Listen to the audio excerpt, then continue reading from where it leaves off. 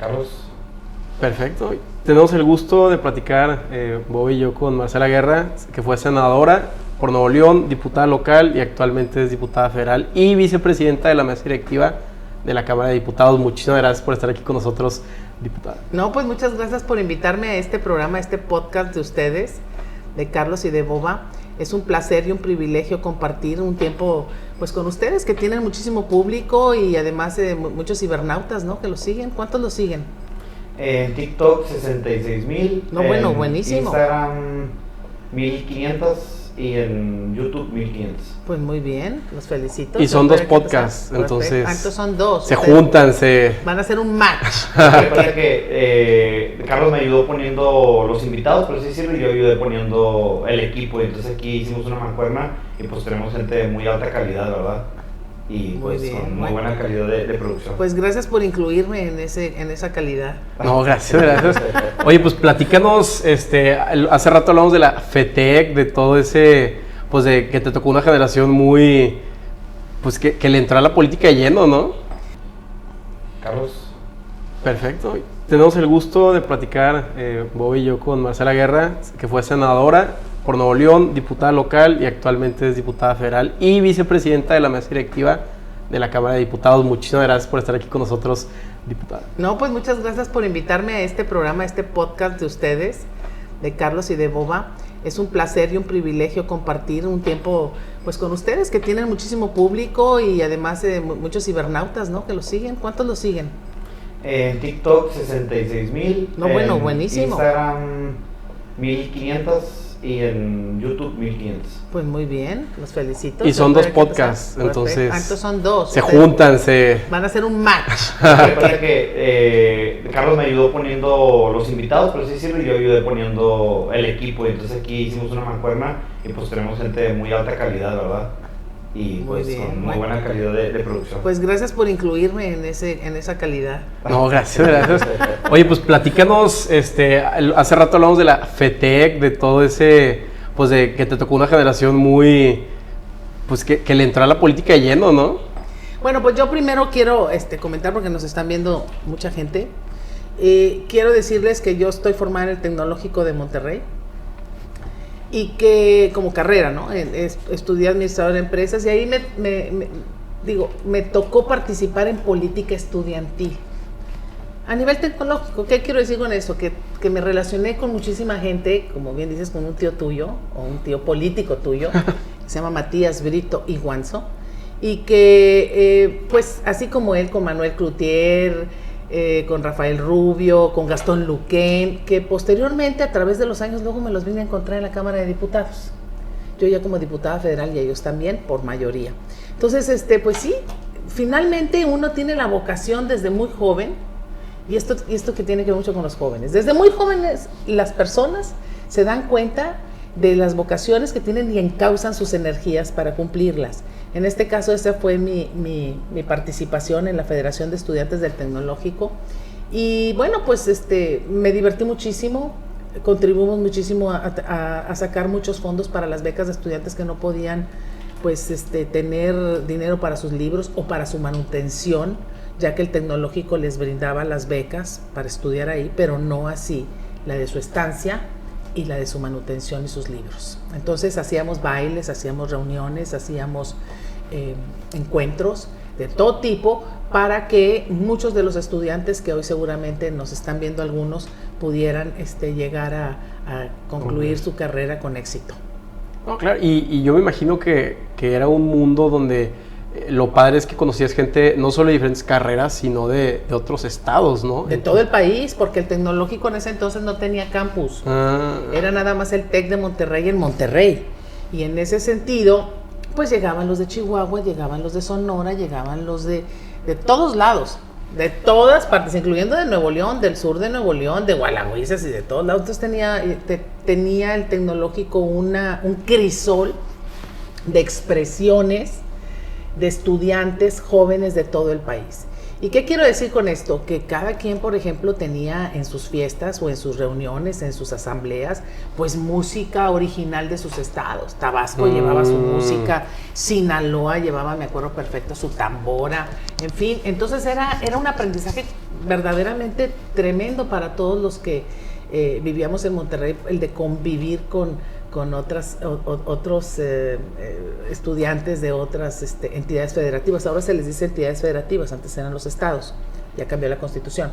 Pero para mí fue muy grato, fue una de las mejores épocas de mi vida el de estar en el tecnológico y conocer gente interesante como todos los que acabo de nombrar. ¿Esa fue su primer contacto con la pluriculturalidad del país o ya había usted viajado y conocido México? De lleno, así. Porque cuando viajas y conoces, pues conoces lugares, pero no a las personas a fondo. Y cuando tú convives como estudiante durante 4 años o más con estudiantes de otras partes, pues aprendes muchas cosas de ellos. Palabras, ¿verdad? Pues sí. Palabras, vestimentas, actitudes, vestimentas, orígenes. Entonces empiezas a entender un relativismo cultural y no verte como un etnocéntrico. Porque, por ejemplo, yo que soy una regiomontana de cepa, me vería muy etnocéntrica si solamente tuviera el círculo regio. El círculo me refiero no solo a las personas, sino la parte esta de cultura, ¿no? Entonces, cuando tú estás abierto a ver y ver a los demás, la otriedad que dice Octavio Paz, entonces tú aprendes de los demás y los demás aprenden de ti. ¿A través de qué? De la interacción, de la socialización. Eso se llama socialización. Claro. Entonces, socializar con los demás es estar abierto al mundo y estar abierto al país, porque finalmente todos somos mexicanos. Sí. ¿Qué es lo que tenemos en común? Un territorio nacional, una constitución, un sistema monetario, un idioma, en fin, pero no somos uniformes, no somos idénticos, somos distintos. Dentro de nuestra igualdad somos diferentes. No, claro, y me imagino o quiero pensar que entrando a este mundo de la FETEC y de grupos estudiantiles, te preguntaba porque yo cuando estuve en grupos estudiantiles me encantó convivir con gente muy, muy padre, pero también vi batallas de poder, o sea, vi el otro lado de la moneda. Claro, y me imagino quiero pensar que entrando a este mundo de la FETEC y de grupos estudiantiles, te preguntaba porque yo cuando estuve en grupos estudiantiles me encantó convivir con gente muy, muy padre, pero también vi batallas de poder, o sea, vi el otro lado de la moneda. ¿Dónde habré escuchado batallas de poder? En todos lados hay batallas de poder. A ver, ¿qué tipo de poder? A ver, ¿qué luchaban? Pues yo era el presidente de un grupo estudiantil. Ok. Y ¿De qué? Del grupo de honores. Grupo de honores. Sí, de un tipo de carrera, de especialidad de carrera del TEC. Ok. Una carrera. Que era como el 15% del TEC y estaba padre porque era de diferentes... la mesa directiva. Era la mesa directiva y me gustaba porque no solo era de mi carrera, sino eran muchas carreras en el mismo modalidad de honores. Entonces, el año que a mí me eligieron, una chava que ya estaba adentro, a ella la agarran de vicepresidenta, pero ella obviamente tenía un poco más de tiempo que yo y pues, ella quería la presidencia, ¿no? Claro, porque ¿por qué no? Ya tuvo su año de capacitación y cachito. Claro, tenía su año y cachito de capacitación y ella dijo, oye, pues ya quiero entrar de presidenta, ¿no? Pero pues yo gano y ella pues le dan el puesto de vicepresidenta. ¿Y ganas bien? Sí.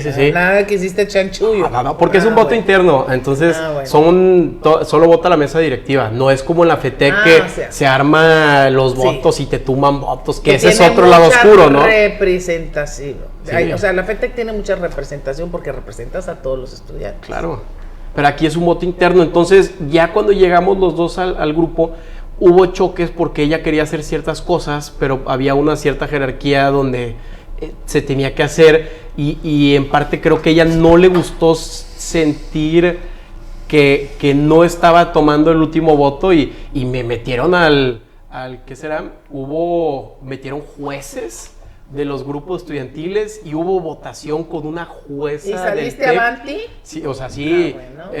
Terminé bien, pero dije yo, me impresionó que en un grupo estudiantil donde la verdad no tenía poder, era un puesto casual y aún así hubieron choques de poder. Importancia también. Y imagínate. Eso se llama, ¿sabes qué? Imagínate en el mundo real donde ya hay intereses de por medio, ¿no? Dinero. Bueno, sí, siempre hay un interés y te voy a decir cuál es en lo que me acabas de platicar y compartirlo con la gente que nos está viendo.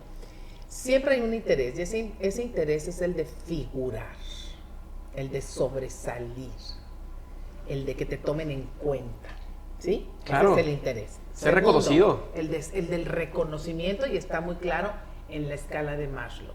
Seguramente lo aprendieron en la escuela, igual que yo. Entonces, ese es el interés. Segundo, la lucha por el poder siempre es real en todas las aristas en la especie humana. Aunque seamos animales, también entre los animales, somos animales racionales, también siempre hay el macho alfa, no es una indirecta, pero siempre hay los que mandan y los que obedecen, o los que se organizan, ¿sí? Y empoderan, en fin, esto es así es. Y después, bueno, pues la diferencia entre, aunque tú digas que no hay representación, siempre es luchar por la representación, porque todo cuenta y cuenta mucho. Y te voy a decir una cosa importante. En el caso de, por ejemplo, de la FETEC, que era una elección enorme, sí, también se daba esa lucha por el poder en las planillas. Cada quien hacía sus esfuerzos y hacían sus juegos para poder llegar y arribar al poder y tener esas decisiones en la mesa directiva, porque, pues fíjate, te codeabas de tú a tú con el rector, sí, con los vicerrectores, pero lo principal para mí, por ejemplo, era poder hacer mi horario libre, porque ya cuando iba en ese entonces había unas hojas, ahorita ya lo puedes hacer desde tu casa y está muy organizado. Antes te ponían puros taponcitos con tinta, y entonces según el sorteo te tocaba y ya todo estaba cerrado y te tocaban con los maestros que tú no querías y a las horas más raras. Entonces a mí estar en la FETEC te daba la oportunidad de hacer tu horario primero, preferencialmente. ¿Por qué? Porque tú le tenías que dedicar tiempo a el estudiantado, a los estudiantes, ¿no? A través de hacer todo esto que ya les acabo de decir desde un inicio. Entonces, la pasión es el ingrediente que te quería mencionar. Todo es pasión cuando estás luchando por el poder. ¿Pero el poder para qué? Para algo, ¿no? El poder para poder ayudar, el poder para poder transformar, el poder para poder cambiar, el poder para servir. En fin, para eso es el poder. El poder, la palabra es muy, muy fuerte, no hay que tenerle miedo al poder, es para poder, es la redundancia, ¿no? Y entonces, por ejemplo, en este caso, pues oye, para poder incluso, por ejemplo, tenías derecho a entrar a la SAT. ¿Te acuerdas de los conciertos de la SAT? Eso yo creo que ya no los tuvimos. Ya no los tuvieron ustedes, están muy jóvenes. Pero, por ejemplo, si yo vendía un abono de la SAT que lo hacía para ayudarme, pues me daban un boleto de entrada. Me explico, yo vendía los boletos de la SAT, de los conciertos, y me dejaban entrar. Pero cuando estaba en la FETEC podía entrar. Gratis. Digo, gratis, pero en luneta general. No crees que en un gran palco, ¿no? Digo, no estaba ahí. Pero digo, tenías cosas padres. ¿Por qué? Porque tu vida era la escuela, ¿no? Era el tecnológico. Y mi vida fue el tecnológico por 4 años. Y es un súper salto, ¿no? El hermano de un amigo fue presidente también de la FETEC. Sí. Y saliendito, MC ya quería darle una diputación para que la peleara. O sea, se vuelven súper saltos porque ya estás, como tú dices, para codeándote muchos sí, con y para gente. Muchos no. Digo, en este caso particular, ¿verdad? No lo sé. vas buscando, haces una hoja de ruta y lo vas buscando. Yo en este caso, cuando terminé, yo me fui a trabajar, curiosamente, en la cultura. Trabajé en el Teatro de la Ciudad, trabajé en el Museo de Historia, luego me casé, me fui a vivir a Francia. Ah, qué padre. Y entonces en París estudié más. Y en fin, mi vida ha dado, pues he andado por aquí y por allá, ¿no? No les puedo decir que no. Porque sí, he visto que tú fuiste directora del Museo de Historia Mexicana, coordinadora del Teatro de Monterrey. Veo Teatro de la Ciudad. De la ciudad, ajá. Veo que fomentas mucho este tema de cultura y me gusta en un San Pedro donde hay mucho placitis, ¿no? Hay veces donde... ¿Qué es placitis? Pues que tú sales y quieres hacer algo y lo único que hay que hacer es ir a plazas comerciales. Ah. Es la famosa placitis. ¿Sí? ¿Qué vas a hacer hoy? No, voy a Palacio.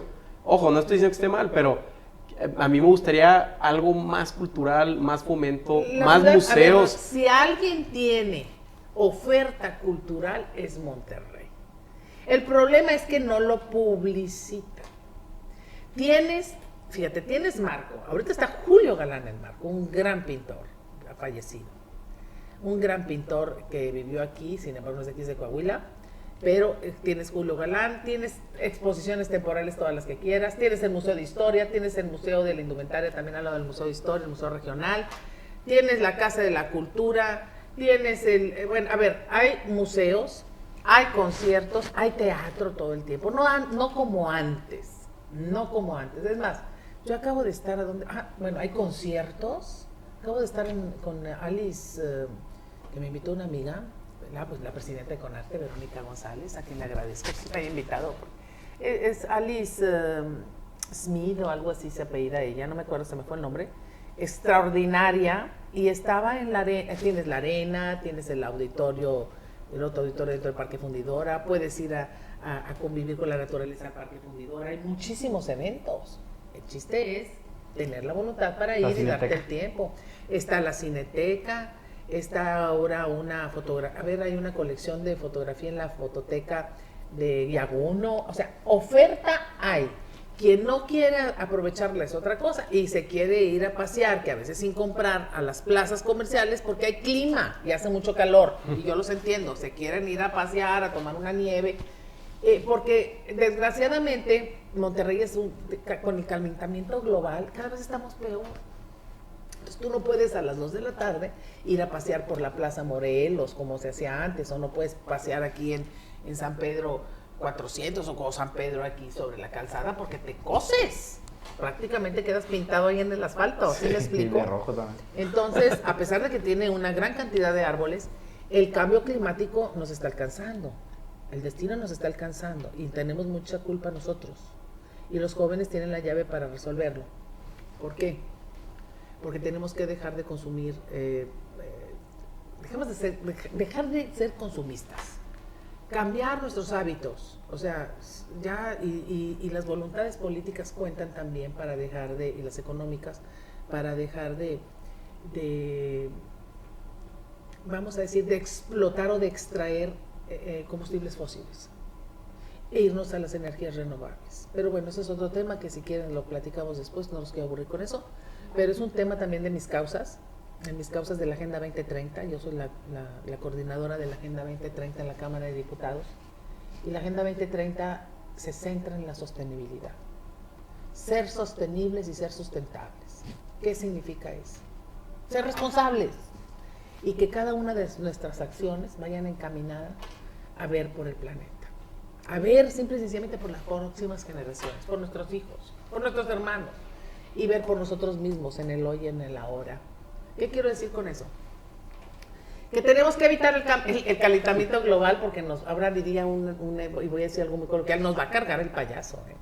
Hablando de todo este asunto del cambio climático, yo tengo una pregunta. ¿Por qué figuras de talla mundial como lo es Donald Trump, y bueno, ahorita no se me vienen en la mente otros personajes, pero pues republicanos, porque ellos dicen que no existe el calentamiento global y que solamente es un invento? ¿Qué ganan? Los republicanos han tenido tradicionalmente desde un inicio esa postura de no creer que el cambio climático es real, pero ya los alcanzó el destino, ya muchos de ellos están cambiando y saben perfectamente porque es un tema que ya está en el imaginario colectivo muy arraigado.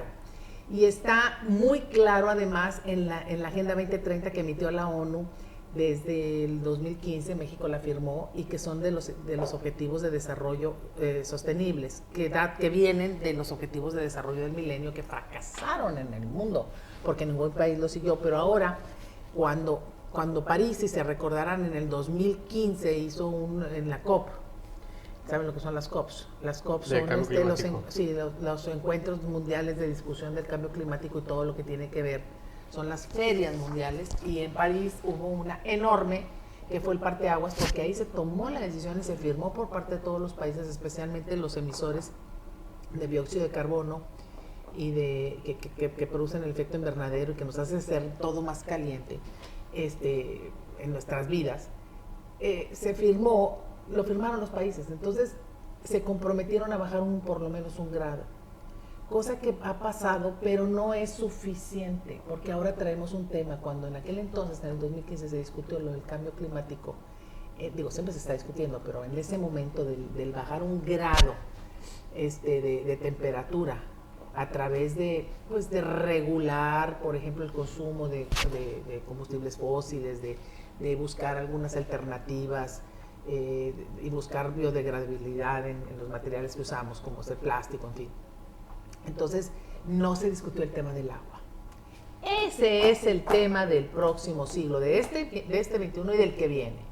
Entonces, necesitamos resolver el problema del agua en el mundo. ¿Quién está haciendo la tarea? Israel. Israel está haciendo la tarea. ¿Quién no está haciendo la tarea? México no la está haciendo. ¿Quién no está haciendo la tarea? Brasil no la está haciendo. Pues Chile ya privatizó su agua. Pero pues Chile, el chiste no es privatizar o hacerlo la vamos a pública, destruir. sino es el de qué hacemos para transformar la realidad, para mejorarla en los temas del agua. Invertir en el agua. Desalinizar, que es tan caro, desalinizar en su caso, canalizar, recolectar el agua, como lo hacían nuestros abuelos. Nuestros abuelos la recolectaban. Ustedes son de Tampico, te voy a decir una cosa, tú eres de Tampico. Yo sí. Ahí hay un nahual, es tremendo, es como los de Tabasco. Dices, es que yo tengo mucha agua, sí. Rodeados. Pero la desperdicias. Tampico desperdicia. Si la desperdiciamos aquí, que no tenemos a veces ni para tomar, que no me digan que Tampico no desperdician, o que no desperdician en Tabasco, o que no desperdician en el Papaloapan, en Veracruz. Me explico, porque tenemos esa tendencia a menospreciar lo que tenemos. Por eso dicen, ¿no?, que Nestlé va a ser una de las empresas más fuertes por la cantidad de agua que tiene, y Canadá va a ser un pasaporte muy interesante porque ellos tienen, creo, como el 35%, si mal no recuerdo, del agua fresca del planeta. Igualmente también los países nórdicos. Pero una cosa sí les quiero decir algo.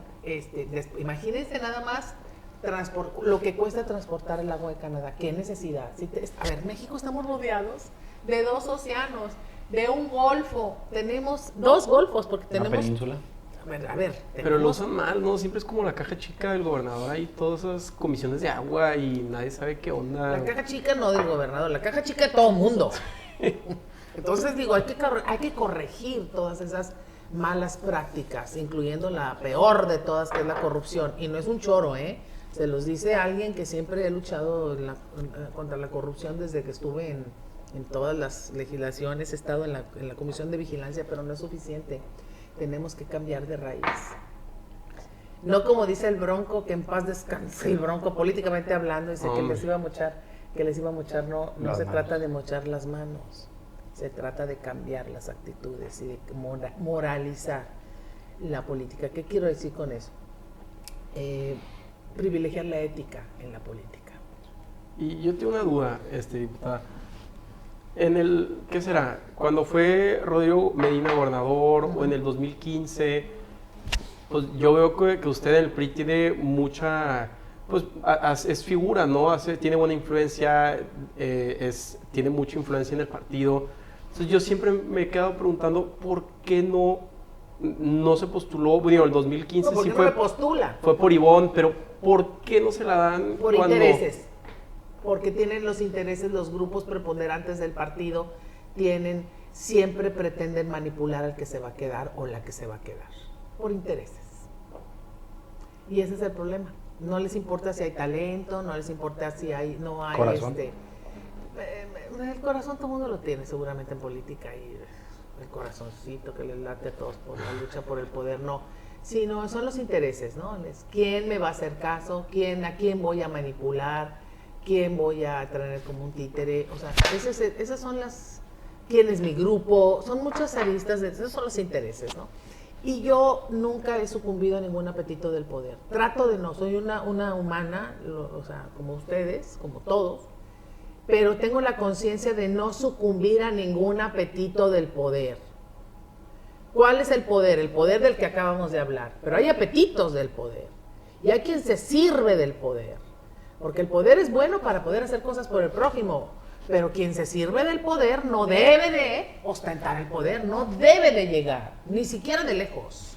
¿Por qué? Porque sucumben con falta de carácter a los apetitos del poder. No dudo que muchos lleguen con las mejores intenciones, pero los apetitos del poder los vencen. ¿Cuáles son? El dinero, el tráfico de influencias, la autocomplacencia, el que les gusta que los estén adulando todo el tiempo o las estén adulando, también el de la carne, perdón que lo diga tan abiertamente, pero que anda con fulano, con mangana, con sutana, con perengana, o sea, y por lo general con extractos de escalafón inferior, lo cual significa, pues es muy mal visto, ¿sí? Sí. O sea, es muy mal visto. O sea, hay alguna jerarquía, ¿no? O sea, sí, cuando hay una jerarquía, se presume que es un acto incorrecto, porque no hay consentimiento, no hay necesidad, o sea, hay un acoso, se puede traducir en acoso, en hostigamiento, etcétera. Esos son otros temas, pero o sea, los apetitos del poder no puede, o sea, deben de estar al margen. Entonces, quien se sirva del poder, sucumbiendo a los apetitos del poder, no debe de estar en el poder. No sé si me estoy dando a entender. ¿Cuál es su propósito a través del poder? O sea, ¿cuál es el fin de tener poder Servir. para usted? A mí me gusta, o sea, lo hago por gusto, lo hago porque me gusta, me siento muy bien cuando hago algo. Por ejemplo, acabamos de aprobar la ley 3 de 3, yo tuve una buena participación en eso, lo hicimos. A ver, cuando tú eres una voluntad legislativa, podemos mover muchas cosas. Por ejemplo, nos juntamos las mujeres de todos los partidos. Una sola no se opuso. Todas, ¿para qué? Para llegar a concluir una negociación legislativa y sacar una ley que beneficia a las mujeres. Por ejemplo, no es una ley punitiva, es una ley que inhibe que un violentador o violentador, una persona, no se lo voy a dedicar a los hombres nada más, sino una persona que violenta, que es violenta, que violentó, o una persona morosa, no amorosa, morosa, con que debe pensión alimenticia, no puede acceder a ningún cargo en ningún orden de gobierno, ni siquiera de barrendero o barrendera. ¿Por qué? Porque no puede estar en el gobierno una persona que tiene una obligación familiar o alguna falta ya sentenciado. Ya no acusado, sino condenado. Cualquiera puede acusar, tiene que ser ya sentenciado si hay algún delito por violencia familiar, por violencia vicaria, por violencia económica, por violencia verbal, sexual, cualquier tipo de violencia, pero sentenciado, porque tiene que ser así, si no de otra forma seremos irresponsables. Sí, porque luego mucha gente con ese tipo de respaldos raros o con cierto tipo de delitos se mete a la política y pues ya tienen fuero, ¿no? Entonces se vuelven seres inmunes, ¿no? No hay seres inmunes en esto. El fuero no te protege de tus sinvergüenzadas, diría mi abuelita. Es un sinvergüenza. Pero sí te puede proteger momentáneamente. Pero si tú eres un delincuente, tarde o temprano hay instancias que te pueden desaforar. O un agresor en este caso. Sí, ¿no? Exacto. El fuero evita que llegues. Pero, por ejemplo, una persona, vamos a decir, o sea, si yo tengo fuero, el fuero lo que me hace es me protege de lo que yo diga. Ese es el espíritu del fuero en los legisladores. Proteger mis dichos, proteger lo que yo digo, proteger mi palabra, proteger todo mi expresión. Y no ser reconvenida o reconvenido por mis pensamientos, por mis formas, por lo que yo... Sí, a cada rato, ¿no? Siempre y cuando, obviamente, si yo ofendo, si hago expresiones xenofóbicas o hago expresiones de otro tipo, no me refiero ni siquiera a las vulgares, sino ya de tipos más contundentes que meriten un juicio, por ejemplo, por daño moral, pues tendría que seguir un procedimiento, un proceso jurídico, ¿no? Claro, no, sí entiendo todo esto y mi duda era más que nada sobre si era persona acusada o condenada, porque pues, si es acusado... No, cualquiera puede acusar. Sí, ¿verdad? Las redes son expertas en acusar a todo el mundo. Hasta lo pueden politizar, ¿no? Todo se politiza. Pero pues bueno, tiene que haber una sentencia, es decir, un procedimiento, un proceso jurídico, un proceso jurisdiccional. Claro. Yo no sé mucho de política, la verdad, pero por eso tiene muchas dudas y ahorita que está usted, pues está excelente. Yo veo más la política como, pues estar o bailar con fuego, ¿no? Si estás cerca, pues obviamente te va a dar calor en el invierno, pero si estás muy cerca te puede quemar. Y he visto gente... Es una visión muy sugénere la que me estás diciendo. Bueno, sí, o sea, es una visión muy cerrada y muy rara. Es una visión del miedo. Estás sí, diciendo, ves a la política con miedo. Claro, con reserva. 100%, porque he visto cómo la política en muchos casos o ha acabado con familias o ha hecho que la persona pues entre al lado oscuro, entonces... Porque sucumbe a los apetitos del poder, Es porque lo- no tiene claro. carácter para mantenerse al margen, porque para eso se necesita carácter. ¿A poco ustedes creen que el que tiene carácter es porque grita y da sombrerazos y porque... No, El temperamento es lo que con lo que nacemos, es el que contiene el temperamento, y el carácter es lo que vivenciadamente aprendemos, ¿sí? Entonces somos las dos cosas. Forjamos el carácter con el temperamento que tenemos. ¿Y lo forjamos con qué? Con la socialización, con los principios, con la educación que nos dan nuestros padres, con la educación de los maestros, con nuestros propios valores y principios. Con la cultura. Con la cultura y con nosotros mismos. O sea, nosotros mismos nos vamos autorregulando.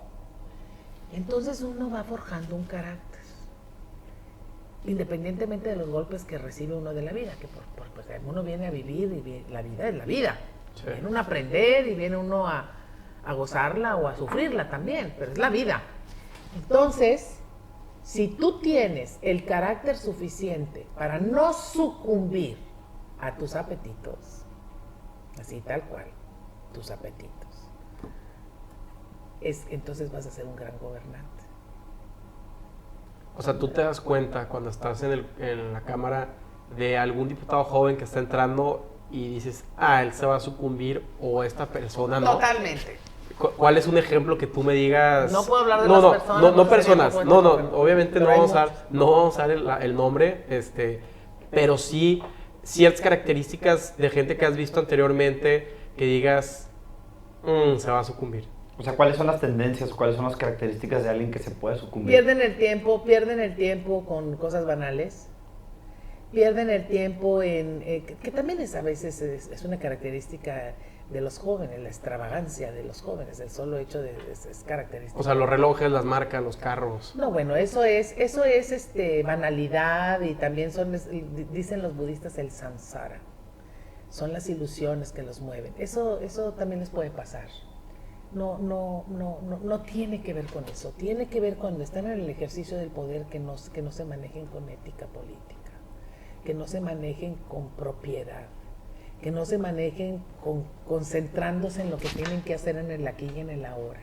Si tienen que estudiar un dictamen, lo tienen que estudiar. Si tienen que subir a la tribuna y no insultar, lo tienen que hacer. O sea, tienen que hacer, vamos, no tengo yo la fórmula. Pero ha estado mucho tiempo en política, entonces, sí, algo bien sí, ha hecho, sí, ¿no? Y sí, claro, pues he estado mucho tiempo y mantenerse cuesta. Y yo me he mantenido, yo creo que es por eso. Porque siempre he sido la misma.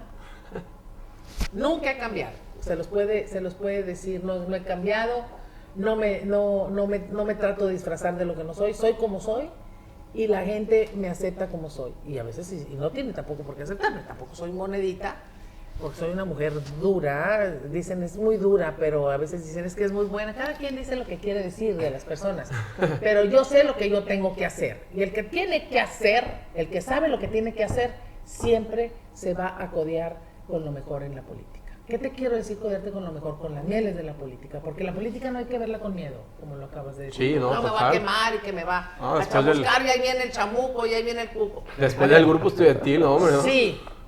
Sí puedes, pero tiene la otra parte que puede generar poesía. ¿Qué quiero decir con eso? La política es para resolver problemas. Es nada más resolver problemas, no echarte rollos ni decirle mentiras a la gente, es resolver los problemas de la polis. La polis es la ciudad, de ahí viene la palabra política. Y en la parte ontológica de cada quien, es decir, lo interno de cada quien, todos tenemos una parte política de nosotros mismos. A ver, cuando ustedes están casados los dos, ¿no? No. Cuando se casen, por eso se le llama la familia política. Van a tener que emplear la política para tratar a los familiares de la esposa. Por eso se llama la familia Aunque no te caigan bien. política. ¿Por qué? Porque la familia no se escoge, uno tiene que actuar. Entonces, volviendo al tema de la política es buena en sí misma. Es la gente la que lo puede La corromper. gente es la que pervierte la acción política. ¿Sí me explico? Sí. Entonces, volviendo al tema de no sucumbir a los apetitos del poder, yo tuve un profesor que decía eso, un profesor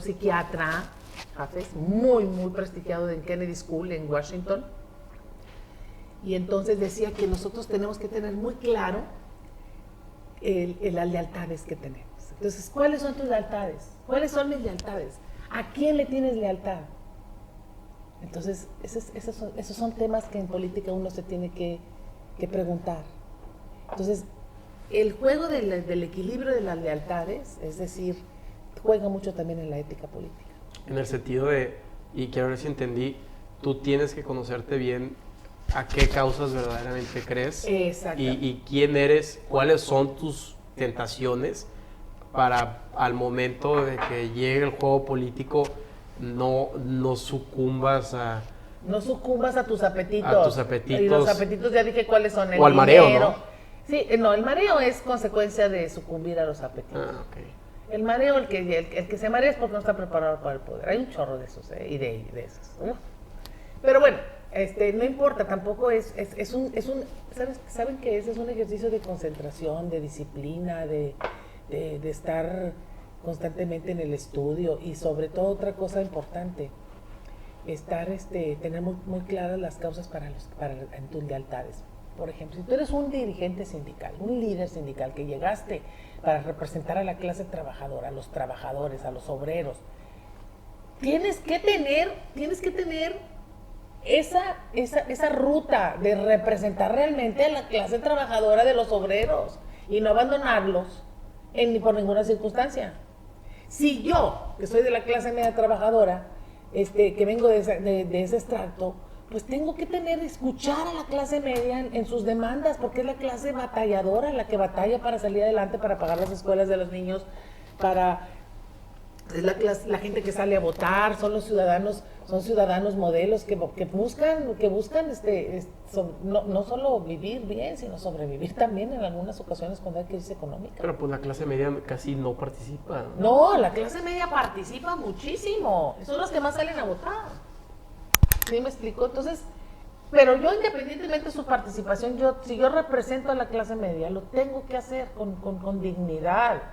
Tengo que hacer que la gente sepa que los estoy representando.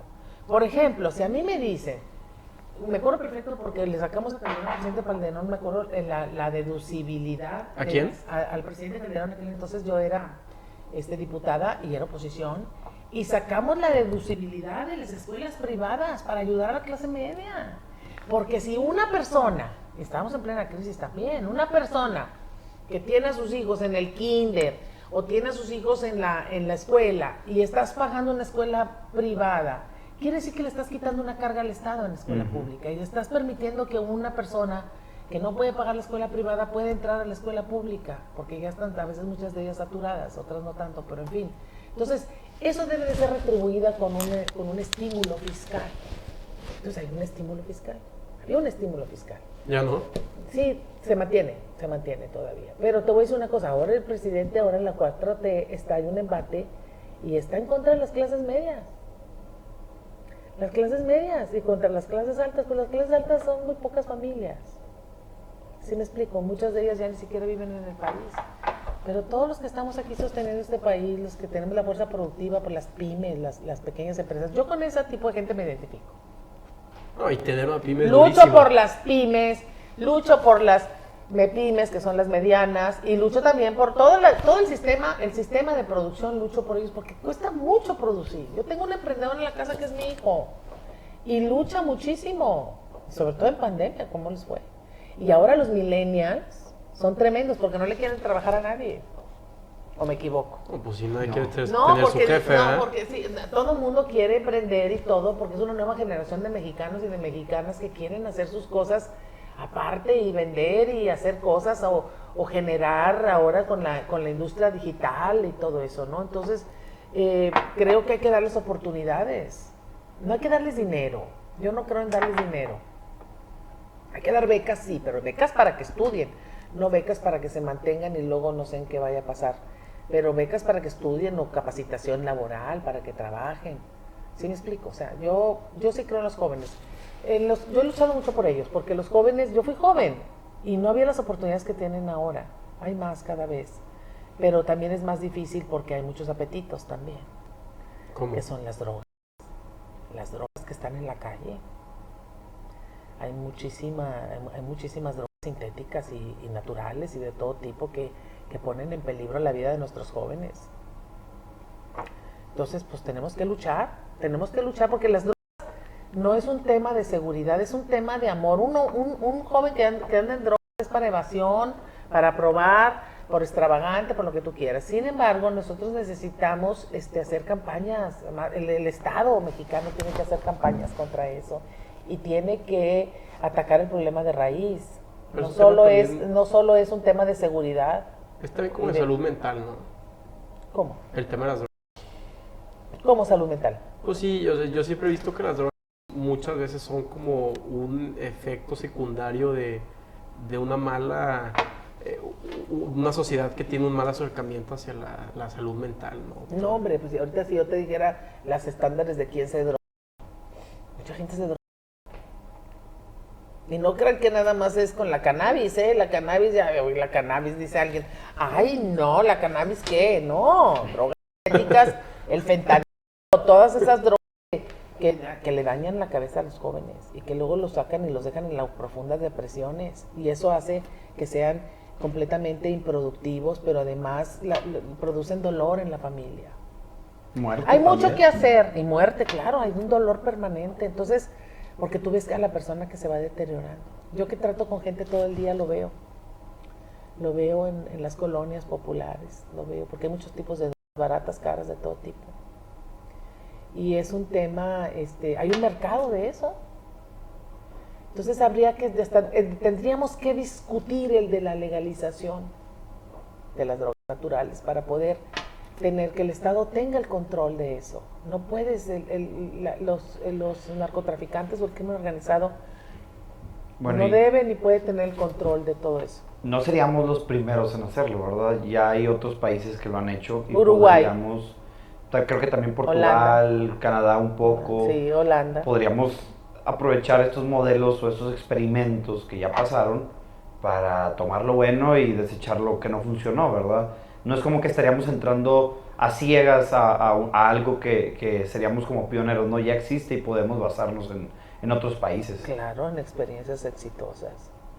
Pero bueno, son temas dolorosos, yo sé, son temas difíciles, pero de todas maneras yo como diputada y los diputados, los representantes populares los tenemos que abordar. No hay que tenerle miedo a eso. Ahí sí que no hay que tenerle miedo. Diputada, dentro de la Cámara todos se conocen, hay fricciones ya después de que se terminan las sesiones, o ya fuera de la Cámara son amigos o no, ¿cómo está ese asunto? Sí, como un partido de fútbol, Mira, ¿no? somos 500. Es muy difícil, y 500 si son diferentes fuerzas políticas. Y luego cambian, ¿no? Un año, otro. Y luego otros se van a trabajar a sus entidades federativas con sus gobernadores o con sus alcaldes y llegan otros, en fin. Pero no se conocen todos. Yo que estoy en la mesa directiva, sí tengo yo el plano de todos y casi me tengo que aprender los nombres de todos porque de les todos doy la los palabra. 500. Y si Sí, se portan sí. mal, sí los corroneas, así de que Sí, o sea, digo, hay un reglamento que se tiene que cumplir. pero así de que ya, cálmate, o sea. Sí, a ver. Como parte de la mesa directiva, ¿no? La mesa Y directiva con es tu la experiencia presidencia. de que Sí. chamaquito, o sea, así no. No, ningún chamaquito porque es un par.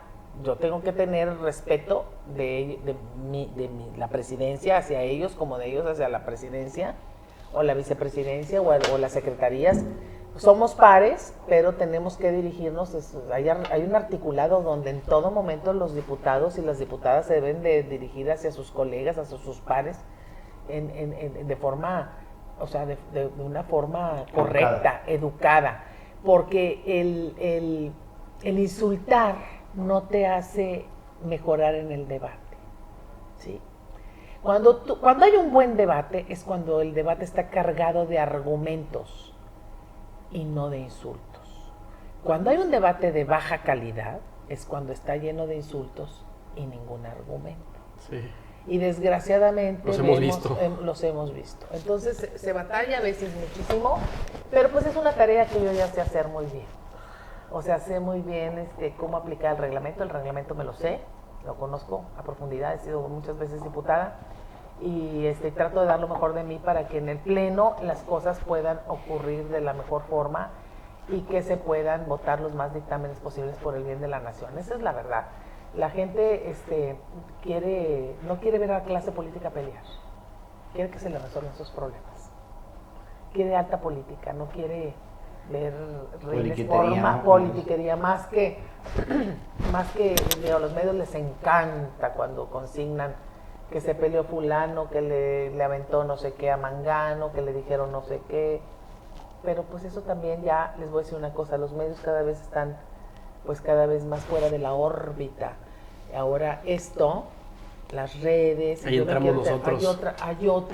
Hay otra comunicación, hay otras vías de comunicación que le dan más opción a la gente y la gente decide. Claro, y no creo que te gustaría que de repente estemos platicando aquí como lo hacen en la televisión y bueno, corte comercial, este programa es patrocinado por galletas, por Paleta Payaso, y te estamos tocando un tema súper, no sé, interesante, no, corte, es por la medicina, para las arrugas. Que ahora cada vez más también hay galleta payaso en el internet porque ya encuentran. Es cierto, ya. Ahora, Ya cada vez está más el Twitter, el Facebook, todo eso. Y ahora te están pidiendo ¿cómo se llama? La banda ancha está también, es un gran negocio. Entonces, yo siento que los medios tradicionales de papel, que además acaban con los bosques, los periódicos y todo eso van a terminar casi todos digitalizados, lo cual no está mal, más barato para todos, inclusive para ellos. Y el tema va a ser que todo mundo puede hacer pues todo mundo puede hacer noticia. Ustedes con su podcast están contribuyendo a un sistema de comunicación. ¿Sí me explico? Entonces todo el mundo, o sea, la gente que opina, que emite opiniones, también valen. También uno los toma en cuenta. Y nos divertimos. Claro, y además me dan más chance, porque si voy a la televisión, pues nunca voy a pensar estar aquí como llevo, media hora hablando con ustedes. Imagínense. 40 minutos. 40 minutos. Entonces es algo pues que le den la oportunidad a una persona de poder tener un intercambio de opiniones, es muy padre. Entonces la gente decide si lo edita, si no lo edita, si lo ve, si le cambia, ¿no? Como los TikToks también. Sí. ¿Qué es lo que más le gusta de México? Híjole, es que yo soy muy, muy arraigada a México. Te voy a decir algo. Me gusta mucho. La gente de México es la mejor. Es algo. La gente de México es hermosa. La nobleza del mexicano. De lo largo a lo ancho del país. Es todo. Y lo que más me gusta de México es la intensidad de las personas. La vibra. Tiene una vibra. En todo, a donde vayas. Aquí ahora hay de vibras a vibras. Si tú vas a la Ciudad de México, es una ciudad vibrante, tremenda, de jóvenes, de todo eso, ¿no? Pues somos una ciudad todavía tenemos la pirámide poblacional nos beneficia, todavía. Pero, por ejemplo, vas a Chiapas y ves también algo increíble, ¿no? En la explosión de colores de Oaxaca también, ¿no? Los bailables, o sea, somos increíblemente diversos. Es la palabra, diversos. Somos muy creativos, somos muy competentes. Nada más que tenemos un pequeño problema.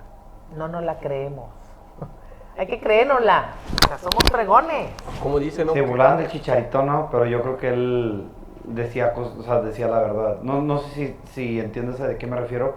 El Chicharito todo el mundo lo conoce en todo el mundo. Cuando voy a Perú, el Chicharito. Pero alguna vez que hizo un video diciendo que decían que México no podía ganar el mundial, el Chicharito decía, claro que sí puede, pero no la creemos. Imaginémonos cosas, perdóname la palabra, imaginemos cosas chingonas. Así decía el Chicharito y mucha gente se burlaba de él, pero pues que es la verdad, nosotros como mexicanos no nos las creemos. No, porque tenemos un complejo de inferioridad. ¿Por qué? No lo sé. Pero te voy a decir una cosa, hay que vencer esas barreras que no nos permiten lograr todo lo que queremos. Y siempre es como el mismo mexicano también, ¿no? Que está en contra de otros mexicanos. Dicen que es el peor enemigo. Pero en el fondo es eso. Hay que creérnosla. O sea, de verdad. O sea, somos de veras, en serio. Tú ves y dices, es impresionante. A ver, yo veo los oaxaqueños, por ejemplo, veo los poblanos, todo lo que logran en Estados Unidos. Es impactante. Son los mejores chefs del mundo. Y hasta cadenas de restaurantes. Son los mejores chefs del mundo.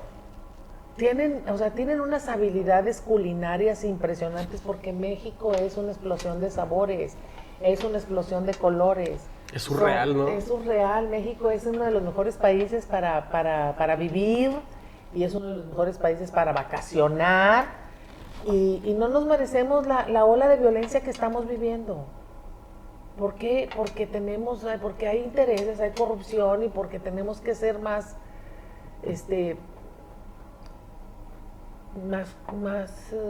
empáticos unos con los otros.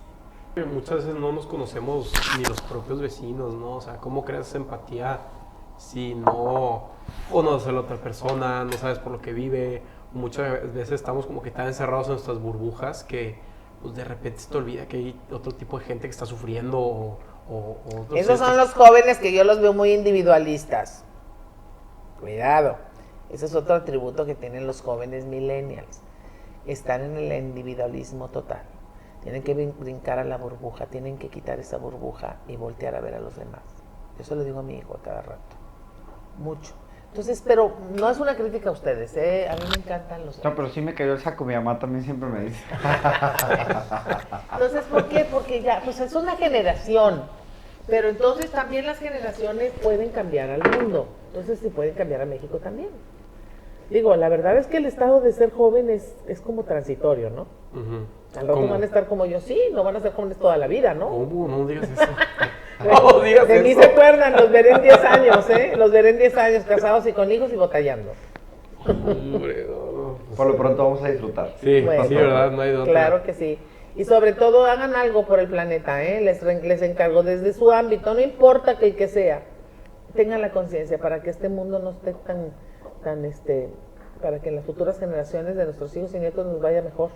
Pero pues también, ¿cómo, tipo, con el caso de las energías, y sin no hacerme tan técnico, ¿verdad? Porque luego se puede volver súper aburrido, pero ¿cómo podemos agarrar energías sustentables y al mismo tiempo ser productivos? Y ándale, bueno. pues yo no quiero, o sea, ok, bien padre la energía eólica, pero pues yo no quiero que me cueste más cara la gasolina para moverme de lado a lado, ¿no? Si la inflación ya me está comiendo todo. Y ahora ya va a ser, te voy a decir algo, mira, ya no va a haber carros ni siquiera eléctricos, se van a mover con helio.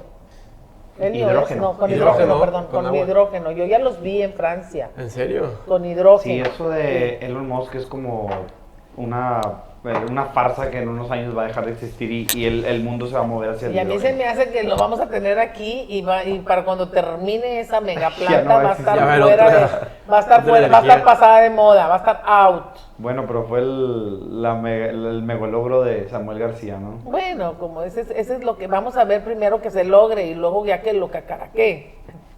Pero yo deseo que le vaya muy bien a Nuevo León. Hablando de Samuel García, yo quiero que a este joven gobernador le vaya bien a su gobierno, pero sí no voy a dudar, ni me va a temblar la mano, ni la voz, para señalar los errores o la corrupción que pueda haber en él. Hasta ahorita creo que pues ha prometido mucho, no ha cumplido lo de la movilidad en el transporte. El transporte deja mucho que desear en Monterrey. Monterrey es una ciudad donde productiva. Tú no puedes ver a un trabajador que tarda 2 horas y media o más en transportarse desde su hogar hasta su centro de trabajo. ¿A qué hora puede esa persona convivir con sus hijos o su familia? Educar a sus hijos. Convivir, que es educar, ponle que tiene a la señora ahí. ¿Y qué pasa cuando trabajan los dos? ¿Qué pasa cuando hay una madre sola, que es mamá y papá? O sea, cuidado, volvemos al tema, dejas a los hijos, los dejas con la abuelita, porque cuando una madre trabaja, yo soy hija de madre trabajadora, fui porque ya falleció mi mamá, y para que mi mamá trabajara, mi abuelita nos cuidaba, mi mamá era única hija y vivía con nosotros, mi abuela. Entonces mi abuela Emma, pues estaba al pendiente de nosotros. Era la que nos levantaba y era la que esto y que lo otro, que aquí, que allá, y que órale, que la tarea y que esto y que lo otro. ¿Me explico? Porque una mujer que trabaja depende siempre de otra mujer para hacer lo que nos corresponde. Es una tarea increíble porque, mira, muchas veces son pues, de las muchachas que nos ayudan, de las nanas de los niños, la que lo pueden pagar, de las abuelitas, de las tías, de las vecinas a veces. ¿No ves algunas que andan haciendo viajes? Sí. Las vecinas se organizan y van y viajan un día, le toca a una, a otra para llevar a la escuela a los niños. Entonces las mujeres nos sabemos organizar muy bien para la vida diaria, de las familias. Entonces, el Estado tiene que garantizar una calidad de vida en el transporte, en la seguridad, en el esparcimiento, tener buenos parques, tener buenos lugares y seguros. ¿Para qué? Para que la ciudad sea resiliente. Las ciudades resilientes y seguras para la gente. Que genere felicidad, muchachos. ¿Ustedes no quieren ser felices? Pues sí. Todos queremos ser felices. La ciudad también merece que haya felicidad en ella. ¿Sí me explico? Buenas banquetas para los discapacitados. O sea, queremos lo mejor, porque lo merecemos, ¿eh? No es de que, ay, que a ver qué nos toca. No, señor, lo merecemos. Somos de Nuevo León y merecemos, trabajamos, para eso trabajamos y para eso producimos. El norte del país es el que pone a veces la muestra. Pero todo el país, no quiero tampoco diferenciar con el sur y con el centro, ni mucho menos, pero creo que nos merecemos una muy buena clase política que no sucumba a ningún apetito del poder. No, y que sí trabaje por nosotros. Y que las empresas grandes paguen más, ¿no? O sea, yo me acuerdo en la época, mi abuelo con un trabajo ya tenía, ahorita pues, que tiene que ser las dos parejas trabajando y el salario ni está tan competitivo, y aparte de trabajar lo tienes que emprender para que te salga ahí. Entonces dices tú, oye, pues estás peleando contra la economía pero quieres educar a tus hijos, pero quieres que estén en las buenas escuelas, pero se vuelve, pues este tipo de ciudades industriales también siento son muy monetarias, ¿no? Todo el día estás de que, se compró un carro nuevo, y eso crea mucha presión a los dos, ¿no? Debe de prevalecer el espíritu empresarial social. Cuando se fundó Fundidora de Fierro y Acero Monterrey, fíjense bien, por Adolfo Prieto y por otros, no solo eran los Prieto, eran también Kelly, era un grupo de grandes empresarios que incluso venían de los Estados Unidos y que se fundaron en la fundidora, que fue la matriz, la maestranza le llamaban. Lo hicieron porque ahí estaba el ojo de agua, ahí había un ojo de agua, y los pellets los traían para fabricar el acero, lo traían de la sierra de Durango, porque ahí estaba la sierra mineralizada. Y cuando empezó a crecer la fundidora, ¿qué hicieron ellos? Fundaron la colonia Buenos Aires para darle vivienda a los trabajadores. Fíjense, la colonia Caracol y la colonia Buenos Aires está pegada aledaña. Nomás cruzando el río, ¿no? Exacto, enfrente. Tenían la maternidad ahí, ¿para qué? Para darle el servicio de maternidad y servicio médico a sus trabajadores y sus familias. Tenían campo de béisbol, o sea, el silbato era tradicional, escuchar el silbato era como que ya el cambio de turno, la llama famosa que salía, porque eso terminó en 1968 y fue el último silbatazo de la fundidora de Fierro y Acero Monterrey, y luego ya cambió al Museo de Sitio de Arqueología Industrial de la Fundidora de Fierro y Acero Monterrey. ¿Qué quiere decir? ¿Por qué es Museo de Arqueología Industrial? Porque si tú haces un pozo, sacas un tornillo, ¿no? Okay. Un tornillo o una pieza ahí de fundidora, ¿me explico? Sí. Entonces ahora es un parque, es para esparcimiento, ahí están los testimonios, el horno 3 está. Pues arqueología moderna, en lugar de que sean pirámides, es arqueología industrial, pues sí. Arqueología moderna, es nuestra, es historia. Es historia. Entonces, a ver, pero cuando iniciaron con una visión social de emprendimiento. Sí, ahora, ¿qué? Yo pregunto, ¿qué? Está el Infonavit, te da de juntar no sé cuánta cosa, se veía como si fuera un espíritu familiar en torno a la producción, ¿verdad? Entonces, ¿por qué les digo todo esto? Porque yo trabajé en la fundidora, ¿verdad? Pero trabajé en la fundidora ya cuando era ya con el parque, ¿no? Y entonces empecé a hacer lo que es ahora, el proyecto. El proyecto lo iniciamos muchos arquitectos de su servidora para que fuera lo que es ahora. En beneficio de toda la gente, andan hasta en patines y todo, me encanta. Sí, está bien para fundidora. A mí me da risa cuando las notas sacan de que fundidora se convierte en cantina por 3 días por el Pal Norte, y de que ya, compadre, nos la pasamos a dar todos ahí, véngase mejor. Pues eso, no Pal Norte. Qué bueno que pase todo esto, porque es el festival de que vienen todos, y yo lo único que no me gusta de Pal Norte es que no encuentro un solo boleto de avión.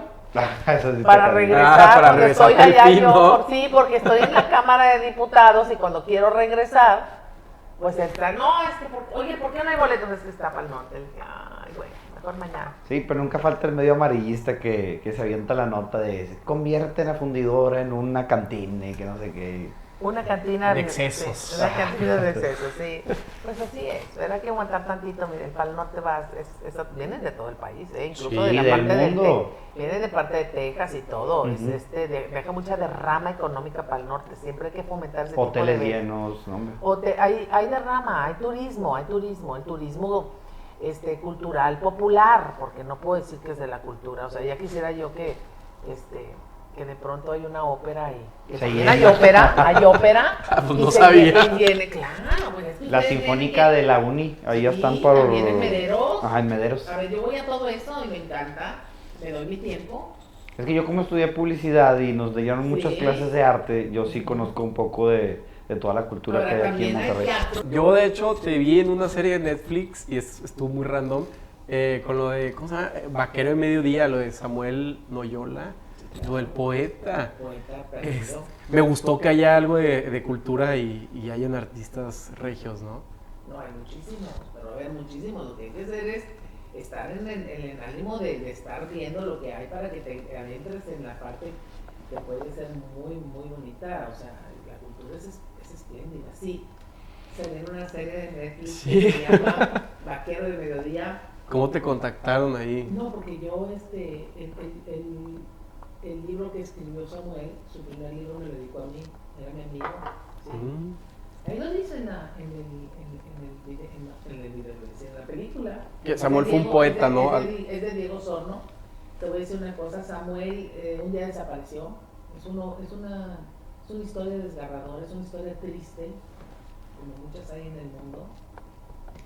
Es un poeta de los de verdad, un poeta en toda la extensión de la palabra, que fue discípulo de Octavio Paz, el gran premio Nobel mexicano, el gran poeta mexicano. Y Samuel Noyola era un joven que acababa de llegar de la guerrilla en Nicaragua y entonces tenía muchas habilidades de pintura y entonces hacía carteles para el movimiento en Nicaragua y llega a Monterrey, vivía su familia en Monterrey, en la Colonia de las Mitras, y él empieza a escribir y escribe muy bien, un hombre que todo el tiempo estaba leyendo, un muchacho joven. Perdón la interrupción, era mexicano.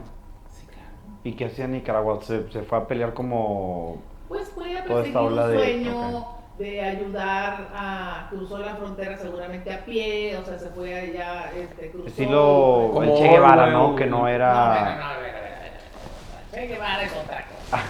Sí, sí, era un criminal. No. El Che Guevara no es ningún criminal. El Che Guevara es otra cosa. El Che Guevara era un guerrero, un guerrillero, un idealista que trabajó al lado para liberar Cuba, ¿no? ¿Has Lo ido a hizo, Cuba? Sí. Una vez que liberaron Cuba vamos a decir, De Batista. de Batista, pues se fue a perseguir otro sueño, fue a Angola y luego regresó. Y Al se Congo, fue ¿no? También. al Congo y andaban buscando qué liberar, ¿no? Era un joven, pero además sufría de asma. Entonces, pero donde muere es en Bolivia. Muere en Bolivia, Bolivia es muy alto, y muere en Bolivia y solo, con un pequeño regimiento de gente, y los cazan como si fueran conejos, los cazan y fallecen, y se volvió un ícono de la juventud de mi época porque tenía el espíritu de liberar, de la libertad, de liberar países de la opresión. No sé no lo estoy juzgando si estaba mal o si estaba bien, sino el espíritu es lo que estoy diciendo y es el símbolo de la libertad enfrente de una opresión. ¿Sí me estoy dando cuenta? Yo también no sé si esté bien o esté mal, pero el que alguien luche y pelee por sus ideales de esa manera, a mí me causa un sentimiento como de qué padre que lo hiciste, no sé si esté bien o esté Te mal, conmueve. pero te Pues es conmueve, el David y exactamente. Goliat, ¿no? ¿Sabes? También. La historia. Pues ni tan Goliat, ni tan David ni tan Goliat, porque liberaron Cuba. Sí. Liberaron a Cuba. Pero bueno. Regresando a Samuel Loyola. Regresando a Samuel Loyola. Fue a Nicaragua. Nos fuimos a Cuba. Ya. Pero bueno, Samuel Loyola pues era un poeta y se fue, decidió irse. Yo lo conocí después cuando regresó. Frecuentaba el Teatro de la Ciudad, yo trabajaba en el Teatro de la Ciudad. Entonces, estoy hablando hace más de 30 años, casi ya, 30 y tantos años, no le digan a nadie la edad. No, aquí no contamos. No. Entonces, él un hombre tremendamente sensible, un hombre muy, muy conflictivo, no solo con él mismo, sino con los demás poetas de su generación, porque narran unas historias tremendas de Samuel, era muy beligerante y muy extravagante, como un joven de su edad, y escribe varios libros, Tequila con Calavera, la llama doble, en fin, y colabora en la revista Vuelta, que en ese entonces pues era un referente en la intelectualidad de México, porque Octavio Paz, era el director de la revista, y pues tenías ahora los intelectuales como Enrique Krause, y en fin, escribían en esa revista, y eran los directores, estaban muy jóvenes, ahora ya son hombres ya más de edad, y Samuel, como todos los poetas que sucumbió a él mismo y terminó abandonándose a sí mismo y terminó en la indigencia. Y entonces Diego Osorno, yo no lo sabía, pero un día me habla la hermana hace muchos años y me habla y me dice que estaba desaparecido, y yo empecé una campaña de búsqueda en Twitter. Y empezaron a llegar algunas pistas, unas verdaderas, otras falsas, en fin. Y entonces Diego Osorno toma eso, el periodista, y el buen Diego toma eso y hace de todo esto una producción con Bengala, que es productor, junto con otros compañeros de él, y hacen esa película, y entonces se encuentran y reúnen a compañeros de la generación. Muchos de ellos no los conocían, otros sí. Juan Robles, por ejemplo, que era su cuate, pues Juan Robles hace una narrativa deliciosa sobre los lugares que frecuentaban en el distrito o aquí en Monterrey, que él era camarógrafo y productor del Canal 28 en aquel entonces. El Canal 28 el Canal 8 Senpai. O sea, era ahora Televisión Azteca. Entonces, estoy hablando de muchos años. Y en fin, y luego también María Belmonte, los poetas, compañeros, también muchos de ellos, Araiza, promotores culturales que convivimos, José Jaime Ruiz, que ahora es periodista, en fin. Entonces, gente que convivió con él de muchas formas y dio testimonio. ¿Cómo cayó en la indigencia? No lo sabemos. Él simple y sencillamente lo decidió.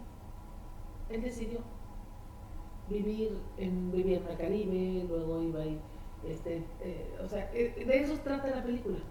Ah, ok. La voy a ver. Hay que verla, véanla, porque es como dice otro poeta, dice, desapareció, se esfumó, como mucha gente que se desaparece en este país y nadie hace nada.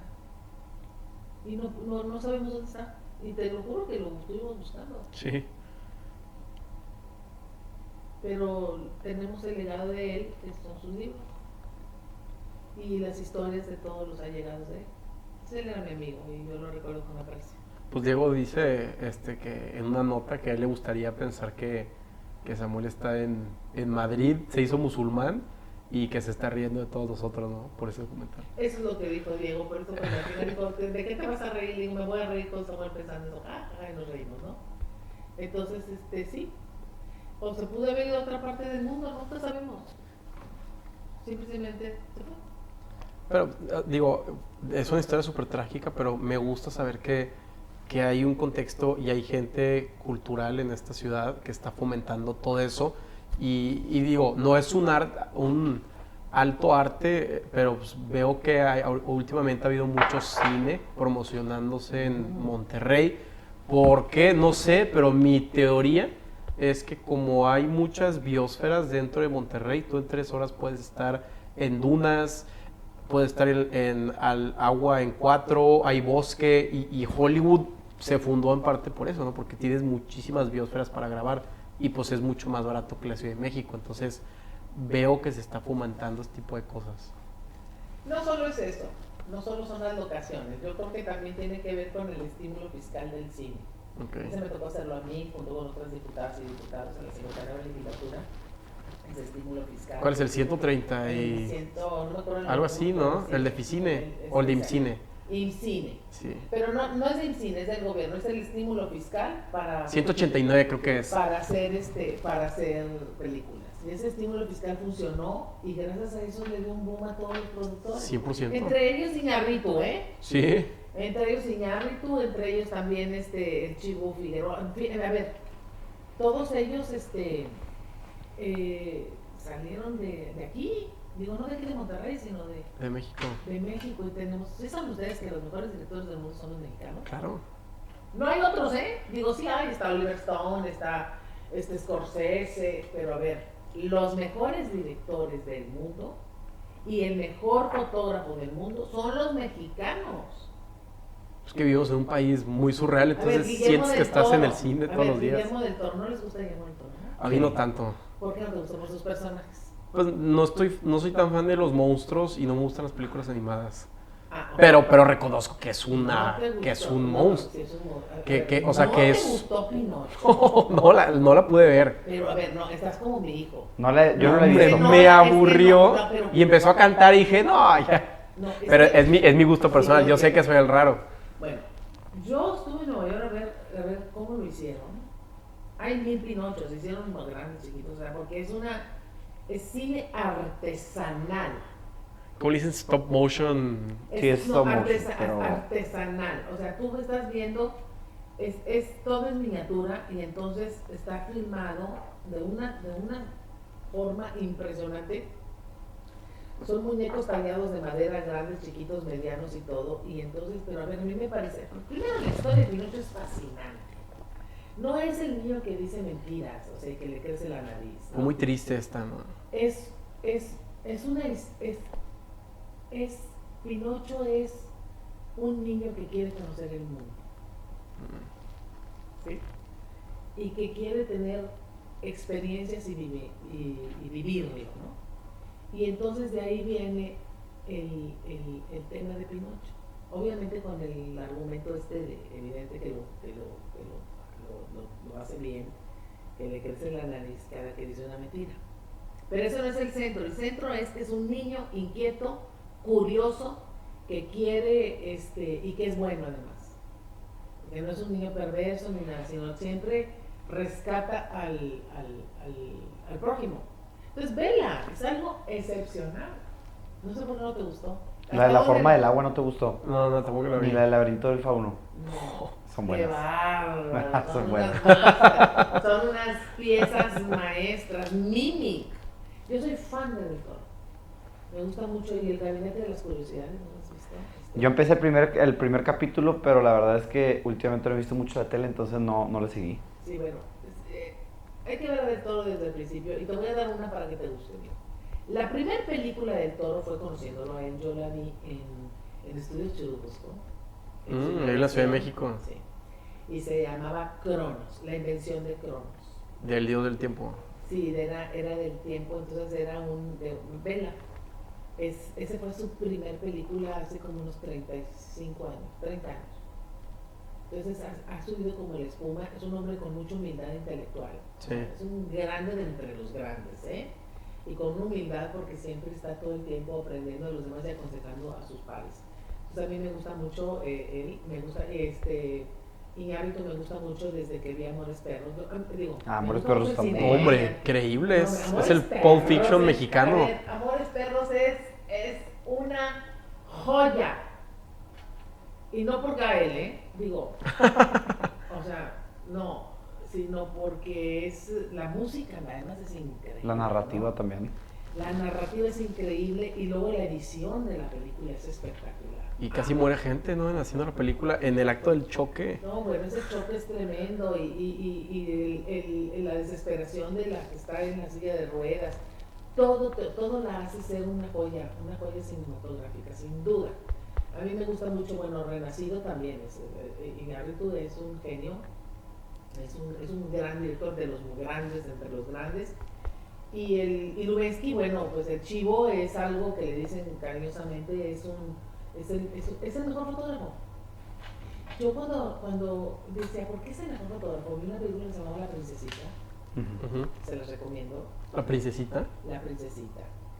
Es donde yo descubrí que la forma en que Lubensky, el fotógrafo, el que comienza el chivo, filmó la película con luz natural. Entonces le dio una intensidad y unas veladuras a la imagen tremendas, increíble. Me gustó mucho. Y bueno, pues hay otros más, bueno, está del Cuarón. Cuarón también, bueno, ¿cómo se llama? ¿Te gustó Roma? Roma menos, porque es una cosa como que muy, obviamente, muy de él, ¿no? A lo mejor porque soy mexicana y la corona Roma y a lo mejor lo banalicé, pero a mí me gustó mucho la de Sandra Bullock, espérame, no era la Sandra Bullock. El turista, no la de... No, el turista no es de Cuarón. No, ya sé. De Cuarón ¿qué hizo Cuarón? Un Harry Potter, ¿no? Sí, la 3. Sí, fue el Cáliz de Fuego. No, fue la del prisionero de Azkaban. Azkaban. Espectacular, con Gary Oldman. Sí, a mí me gustó mucho. A ver, Y tu mamá también, creo que también lo hizo Cuarón. Esa también está muy buena. ¿No es de Almodóvar? No. No sé quién sea, pero... ¿Tu mamá también? Sí, la del road trip a Oaxaca. Ah, ya. Pero Cuarón me gusta, bueno, a ver, ¿cómo se llama esta galáctica? ¿Cómo se llama la Sandra Bullock que se llama esta de espacial? Pues la buscamos. Búscala. ¿Cómo se llama? Y tu mamá también es de Alfonso Cuarón. Sí. Entonces, Gravity. Sí la vi, también está muy buena. Sí. No. Sí, se me olvidó. Y Lubensky, fotógrafo. Eso es un masterpiece. Además, se lo debió haber ganado. No ganó el Oscar. No sé ¿Quién ganó? No sé, no me acuerdo quién se lo dio. Me encanta, sí. ¿Qué más, compañeros? Pues digo, creo que podemos terminar con política local. Me resuena el hecho de que hay 8 o 9 personas aquí en San Pedro que hayan levantado la mano para ser alcaldes. Creo que en años anteriores no ha pasado, entonces para mí se me hace una novedad. No sé qué vaya a pasar, se me hace muy interesante, pero nos encantaría saber tu opinión, ¿no? Bueno, yo no soy de San Pedro, yo creo que deben de levantar la mano quien quiera, ¿no? Y sobre todo si hay posibilidades de competir, que quiera competir, nada más que sí que deben de acercarse desgraciadamente a los partidos, porque el Sistema Nacional de Partidos, casi que independientemente de los independientes, que también se puede, están regulados en la Constitución y en la ley electoral, pero creo que pues el que quiera que levante la mano y que pues, milite, si milita o no los partidos, que sea pues, bienvenido, ¿no? Entre más oferta haya de personas que quieran venir a cambiar la realidad, adelante, bienvenidos. Y esto hace que la competencia y las propuestas y la campaña que la persona hace, su credibilidad tenga que incrementar, porque al momento que hay competencia y hay muchas opciones, uno tiene que ser la mejor, ¿verdad? Sí, pues mira, es también que la oferta política, pero también el prestigio, la calidad humana, todo lo que uno viene siendo de historia, no nada más porque yo ya levanto la mano, tengo derecho a hacer, pues no, hay que competir, hay que convencer a la gente. El electorado es cada vez más educado, sofisticado. Sí. Quieren todo y lo merecen todo también, o sea, es decir, están en su derecho. Están en su derecho y qué bueno. Entonces eso que la contienda pues sea más rica entre uno, nada más que sea uno o dos, o los de siempre, que haya diversidad. Me gusta. Perfecto. Pues bueno. Muchísimas gracias por estar con nosotros, de verdad disfruté mucho la plática y me dio mucho gusto poderla conocer, ¿verdad? No, al contrario, pero no, oigan, no constrigan la política nada más a San Pedro, ¿eh? No, yo... A Nuevo León también, el 24 van a elegir a presidente o presidenta de la República. Y el Senado se va a renovar y la Cámara de Diputados. El 24 en un año. Tienes elecciones otra vez, ¿no? Sí, otra vez hay elecciones. Y vamos a ver cómo pinta para todos. Así que los veo pronto. Antes de la elección nos damos citas, si les parece, para platicar de los candidatos. No de las corcholatas, de los candidatos y candidatas. Bueno, y última pregunta ya para dejar aquí. Para terminar, ¿no? Sí. ¿Dónde se ve usted en un futuro? En la boleta. No, Porque yo una vez escuché, y perdón por interrumpirla, que si tú empiezas en política local o estatal, que te estancas, que empiece en la federación, o sea, vete por las grandes. Pero digo, chance fue algo sesgado, ¿no? A ver, yo les voy a decir algo. No hay ni grandes ni chiquitas. Yo lo que les voy a decir es una cosa real. Toda la política es local. Si tú estás y quieres estar en las grandes ligas a nivel nacional, tienes que cumplir aquí, porque aquí es donde te eligen. ¿Ándale? ¿Sí o no? Aquí es donde rindes cuentas, aquí es donde la gente te cuestiona y aquí es donde tú estás al frente de los que te eligieron. ¿Sí o no? Sí. Entonces, como dicen los gringos y dicen bien, all the politics are local. Grassroots. Toda la política es local. Hay que cumplir con los de aquí y luego andar allá con los sueños guajiros de ir a la grande, ¿no? O sea, cumplir primero con lo que se tiene que cumplir, y ese es Nuevo León.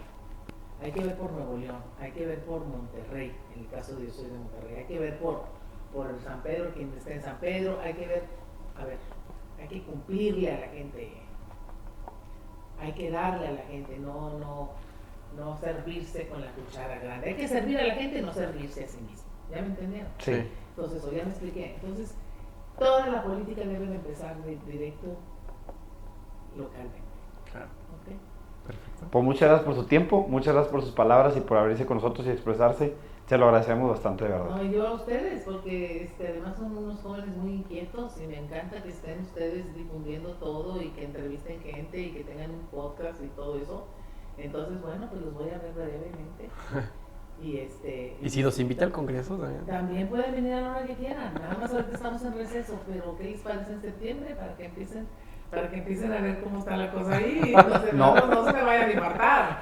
No me invite porque yo le voy a aceptar la invitación. No, encantado, están invitados. ¿Sí? Es la casa del pueblo. Okay. Pueden ir cuando ustedes quieran. Es la casa del pueblo y pueden entrevistar a quien quieran. Nada más me avisan antes para decírselos. Ok. Sí, que entrevisten a los de Nuevo León, a los de Tamaulipas, a quien quieran. A Moreira o al coordinador, a ver a quién. Yo soy de Coahuila. Ándale, de Coahuila o de Tamaulipas, de Nuevo León, pues todos somos mexicanos. Pues Rosa González está ahí, la diputada. Rosa González de Del PAN, es de Tampico. Sí, claro, ahí está, y es tremenda. Saludos. No hay. Saludos. Sí, saludos a Rosa González y saludos a todas y a todos, ¿verdad? Pues bueno, muchísimas Muchas gracias. Muchas gracias. No, hombre, no Y por un su saludo tiempo. A todo el auditorio que nos ve. Gracias. Gracias.